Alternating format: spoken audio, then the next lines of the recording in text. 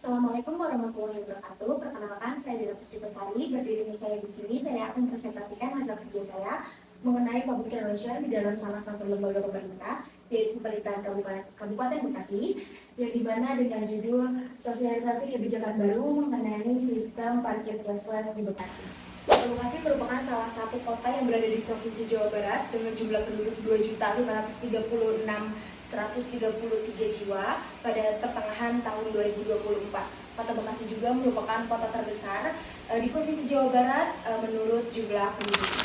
Ada beberapa kebijakan sistem cashless di Kabupaten Bekasi yang dimana dimulai dari 1 Juli 2024, sistem parkir di RSUD Kabupaten Bekasi sudah hanya menerima non tunai atau cashless.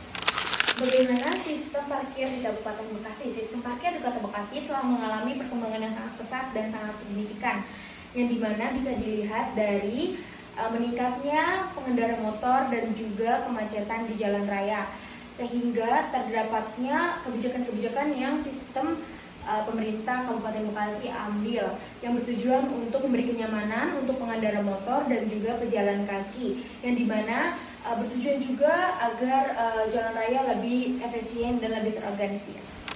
Salah satu kebijakan yang diambil oleh sistem pemerintah Kabupaten Bekasi yaitu dengan cara penerapan tarif parkir yang berbayar, yang bertujuan untuk meminimalisirkan penggunaan ruang yang tidak resmi.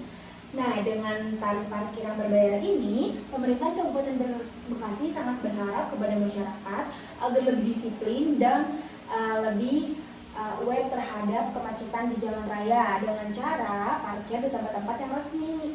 Nah, contohnya seperti mall atau wisata. Namun tarif parkir berbayar juga akan membuat masyarakat lebih malas menggunakan kendaraan, sehingga akan menggunakan kendaraan umum, dan itu akan mengurangi kendaraan yang ada di kemacetan Kabupaten Bekasi.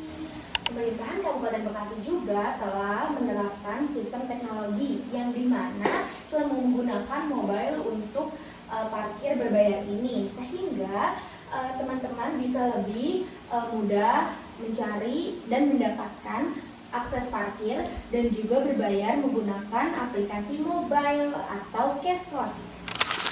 Tidak hanya kebijakan dari pemerintah, namun pengawasan dan penegak hukum juga sangat amat turut andil dalam kasus ini, yang dimana pengawasan pemerintah akan secara berkala terus-menerus mengecek area parkir, yang dimana jika ada beberapa area parkir yang tidak sesuai dengan peraturan yang ada, akan dikenakan sanksi yang bertujuan untuk terdapatnya efek jera dalam masyarakat yang tidak mengikuti aturan yang ada.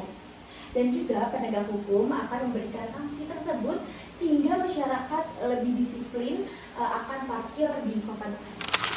Beberapa peran penting seperti pemerintah, pengawasan, dan penegak hukum, ada juga peran andil dari masyarakat, yang dimana salah satu ikon paling penting di dalam kebijakan tersebut, yang dimana masyarakat harus ikut andil untuk mengikuti peraturan yang ada dan juga mengikuti kebijakan yang ada. Nah, sebelum peran masyarakat ikut andil terhadap kebijakan tersebut, peran pemerintah juga harus mengedukasi terhadap kemacetan dan juga tarif parkir berbayar yang ada di Kota Bekasi, sehingga masyarakat akan lebih mudah untuk menerima kebijakan-kebijakan yang akan ia ikuti.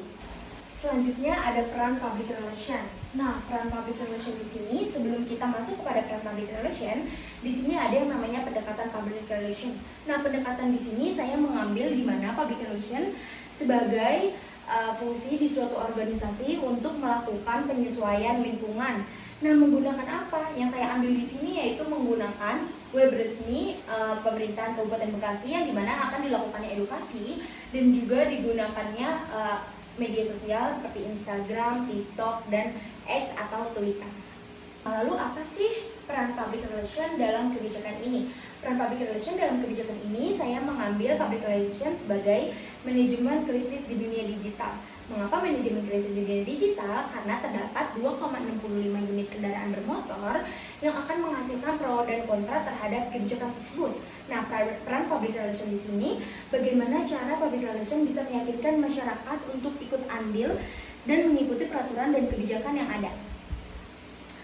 Nah, selanjutnya ada tujuan public relation. Tujuan public relation yang saya ambil di sini yaitu meningkatkan kepercayaan dan kredibilitas masyarakat.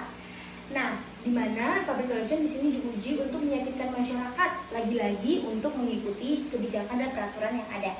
Terima kasih, saya Della Puspitasari, pamit undur diri. Wassalamualaikum warahmatullahi wabarakatuh.